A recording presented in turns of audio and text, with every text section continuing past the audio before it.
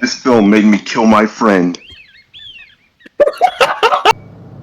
Haruko finds herself in a place she doesn't recognize. Going off of nothing, she walks up to a mirror and sways her hand up and down. Up and down. Up.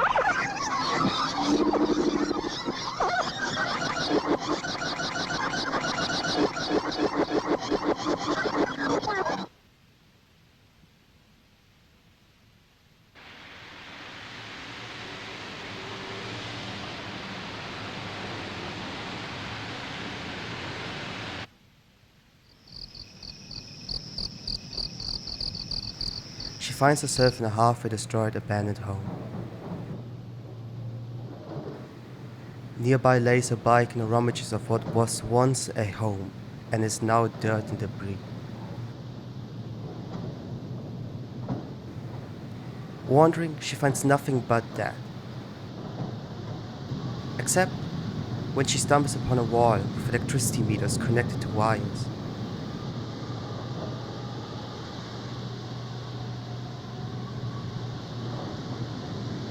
She looks at the wires for a while, before resting her head against the wall and closing her eyes.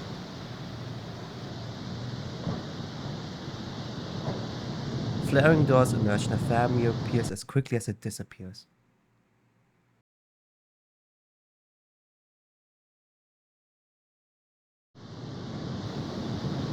Opening her eyes again, things are now gushing and vibrating as if alive, like mold is covering every atom near her, and each molecule is moving and talking.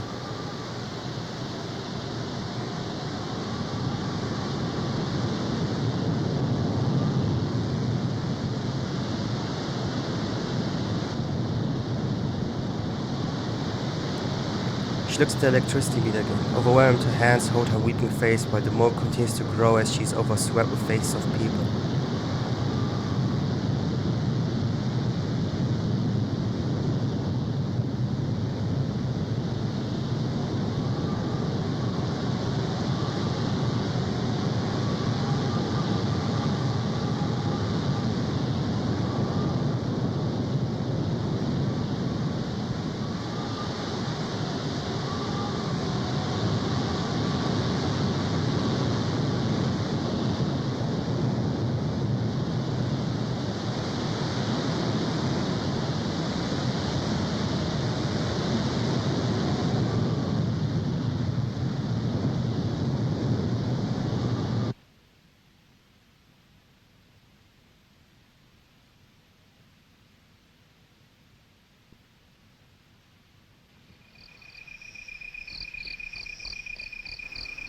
Her gaze lands on the electricity counter again. It screams at her. Looking inside, the mother holds her crying newborn before smashing on the ground outside of the machine.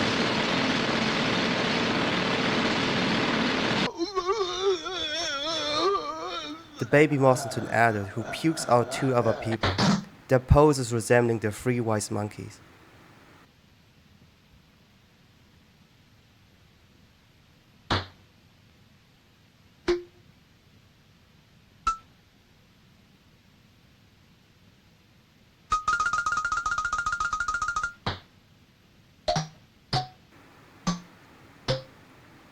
They dance and eventually morph into a large, gorish-looking ensemble that resembles a head.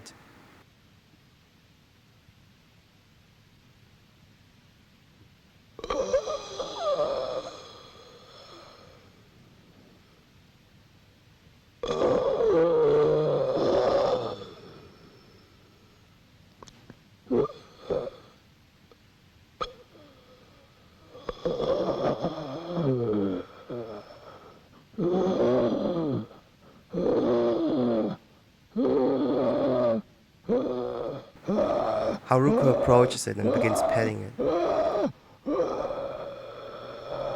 petting makes it moan and breathe heavy before yelling at the camera and waking up Haruko once more. She opens her eyes as the excavator behind her destroys the house and she lets it all out.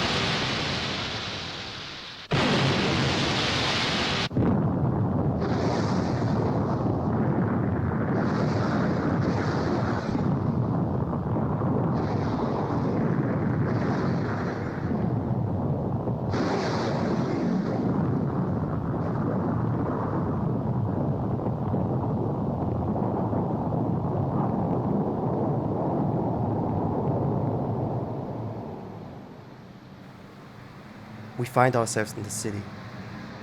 A large skyscraper soars above the others.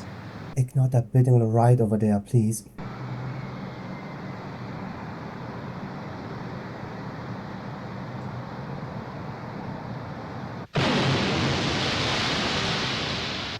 Haruko, now grown in size, takes it in her hand like a toy and squashes it as if it was nothing.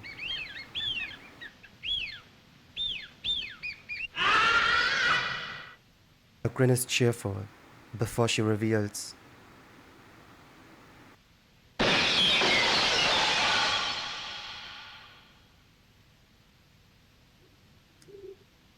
Usually there is no wrong interpretation of anything. There are just different types of interpretations. Interpretations that are far-fetched, interpretations that are very close to the source. It's very difficult to make outside estimations with Haruko. There's very little about this online. I couldn't even find an IMDb page for this. I could only find like a Letterboxd and a couple my anime listings, even though this isn't an anime. So usually when you interpret stuff like this, you have others who also gave their opinion and interpretations of the given medium. So you can compare and adjust and even think about what they might have concluded that which you didn't, which then gives you a bigger grasp of the entire thing. I couldn't find interpretations. I could only find reviews who talk very abstractly about the thing. Like they would just say, this is about the human essence, this is about life, and then like they won't tell you how or why it is, or like what connects these dots for them that it led to their conclusion. So I'm going to try and give my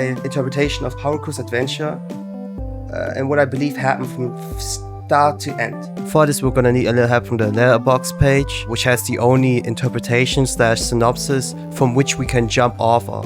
Haruko, a girl with psychic powers who can communicate with inorganic matter, wakes up one morning to the call of someone, and as she's invited, she arrives in an abandoned apartment building from the 30s of the Showa era, where countless monoke have lived.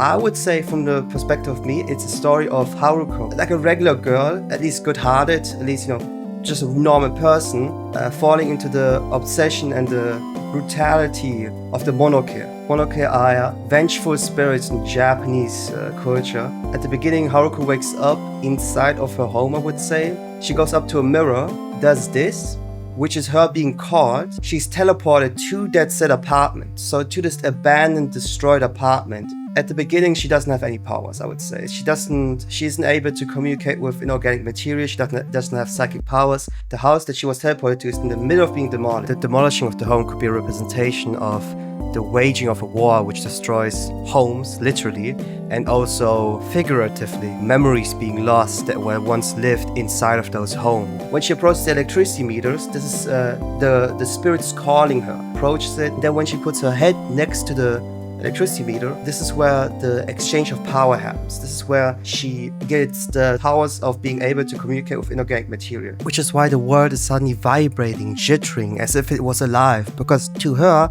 it is alive.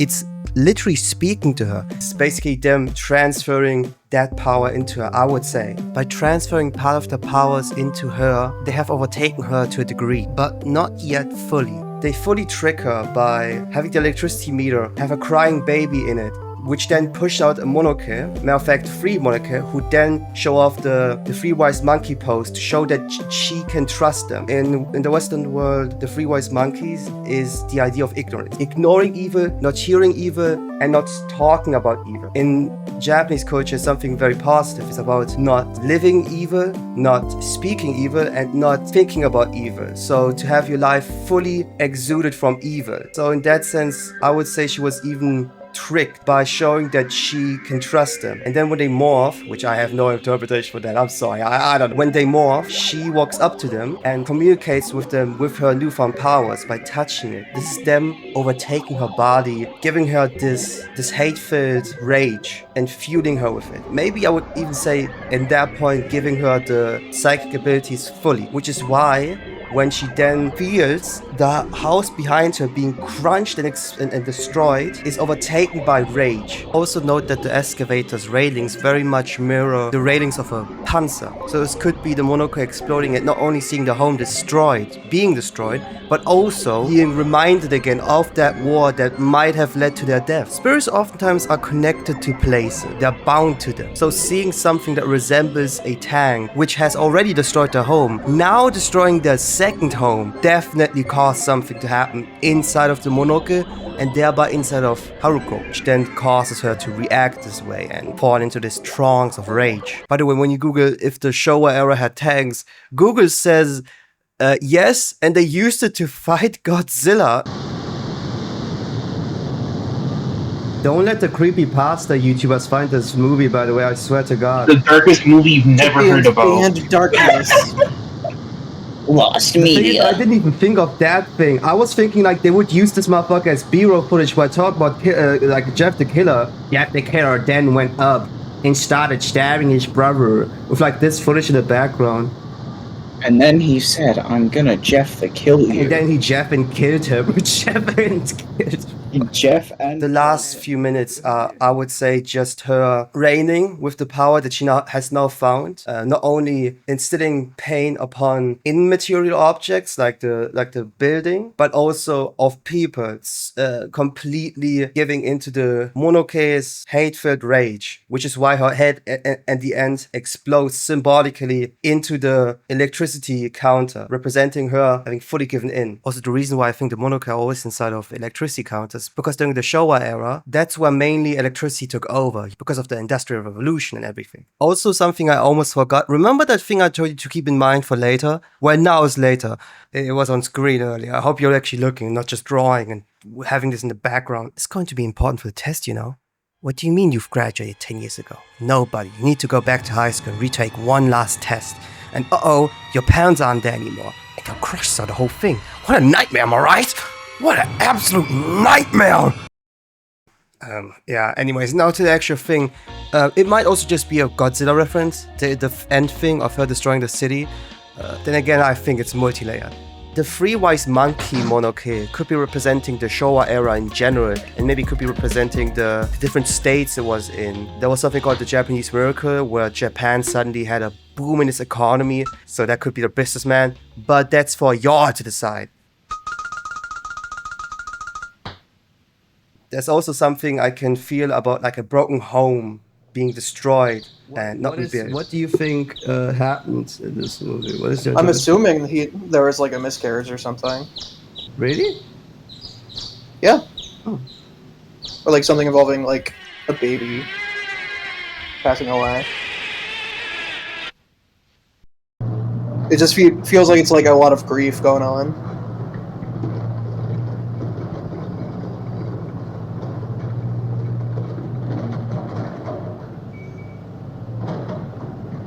It's a lonely and broken home.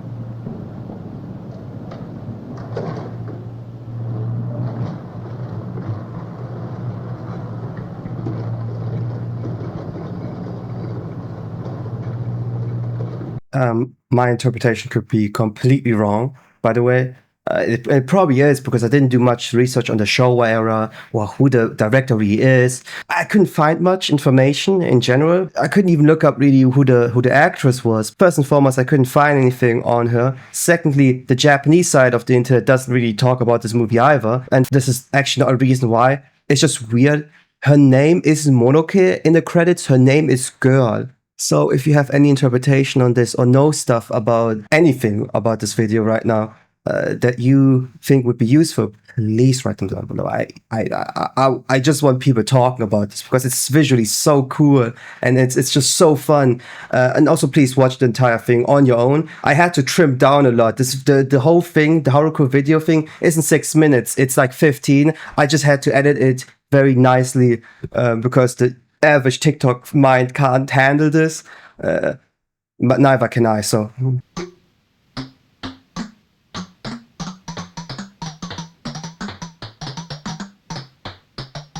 This Japanese horror movie will have you call your mom. This Japanese horror movie have you calling your mom, dude? This movie killed its creator. He just died of old age. And he is like well alive. He's like 130. Yeah, he's just alive. Yeah. This film almost killed its creator, and like he got like a paper cut during the filming. I was gonna say, It's disgusting. this horror movie made 3 golden tears drop from my pants. This one movie made me harder than when I watched Power Rangers as a kid. Okay, whatever. My God, topical. What do you mean topical?